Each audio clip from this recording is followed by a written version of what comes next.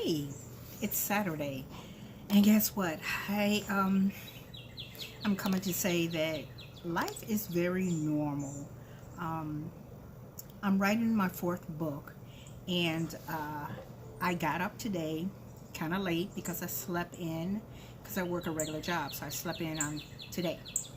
But I know I have a lot to do to get this fourth book completed, so I got up and I began to do my laundries. I got that going. I took my puppy for a walk.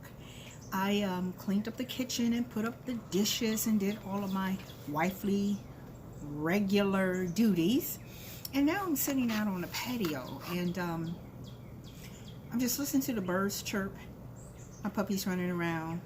And of course, I'm having my cup of coffee. But I wanted to come and just share with you how normalcy really looks. Even though you have plenty to do in your life, some of you are writing books, some of you are starting a business, some of you are just getting married, some of you have some troubled times. But I just want to encourage you that regardless to what you are going through, make some time for yourself. Make some time to do the things that you are supposed to do, whether God called you to do them or if you decide to do them for yourself. Now, here's the thing. I have this little journal here, and it's really cute. You might not see it very well, but I'll put it up a little closer. See that? And what I do in here, I like the fact that it says, follow your heart, it knows the way.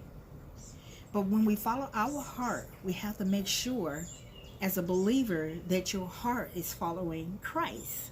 So that as you follow your heart, you know you're doing what it is that the Lord would have you to do.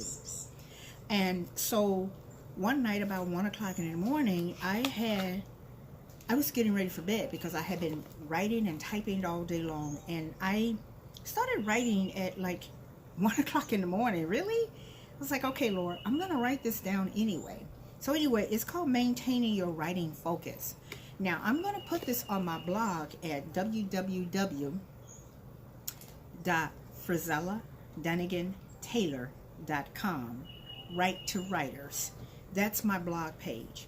Now, in here, I talk about how we have to sit down and we have to figure out how we can work into our busy schedule the things we're called to do. Now, I want to speak directly to those who are writing a book and you're having trouble getting time to write the book or setting aside specified time because you have a regular job, you may have a spouse, you may have children, you may have pets, you may have a business, you may have a whole lot of things going on. But here's what I do. I have 2 days out of the week that I dedicate to writing, and that's Tuesday and Thursday. Between those 2 days, I write. Saturdays, I kind of do my typing, I do some more writing. Sundays, if time permit, I do a little bit more. But everybody is different, and that's the thing you have to realize, that how I set up my schedule is not necessarily the way that you're going to set up your schedule. So I'm sitting out here on a patio, and guess what I got in front of me? Yep, my laptop. Because I'm getting ready to type up what I have already written in my book number 4. Now, you're probably thinking, book number 4, what's that all about? Well, I'll tell you a little bit about it. Have you ever been in a position where you were broken?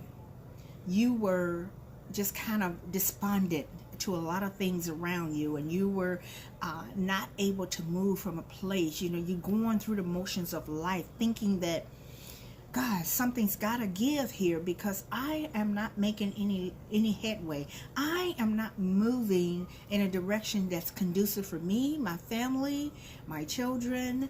You could be in a divorce, I've been divorced before, and I tell you, it brings you almost to a standstill where you're like, God, what is going on here? However, God doesn't want you to stay there.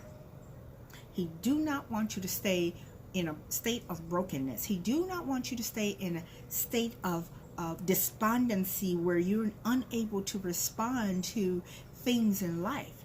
So as I write this book, I think about the things that I went through and how what I went through and how I got to the other side of happiness, it was a process. It was not easy. It was not something that you can snap your finger and be out of overnight, because it just doesn't work that way. Now, when someone can do it that way, snap their finger and get out, just give me a call. Let me know, because I want to know all about it. However, the way that God pulled me out was by things that he said to me in his word. And even though I was going through, I was unable to pray for myself sometimes. I was unable to read the word because my mind was so clogged with the issues and the problems and the hurt and the emotions that I just couldn't function. Only thing I can do, because I had to, was go to work and come home. And you come home and you're soaking in misery, you're soaking in despondency, you're soaking in all that stuff. But God said, no, there is a way out. He gives us a way of escape.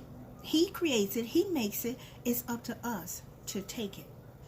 So as you prepare yourself to even think about moving out of despondency into your destiny, just keep in mind the book will be out soon. I don't have a time frame on it now, but I'm hoping by midsummer it will be out. But in the meantime, just begin to just pray. Get back into the place that God wants you to be. He will show you a way. He will guide you. He will lead you. But you have to be willing.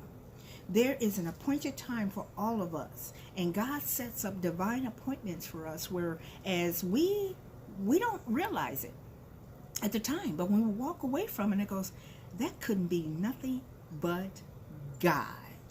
But you got to get to a place where you recognize that you are in a place where God can move you forward.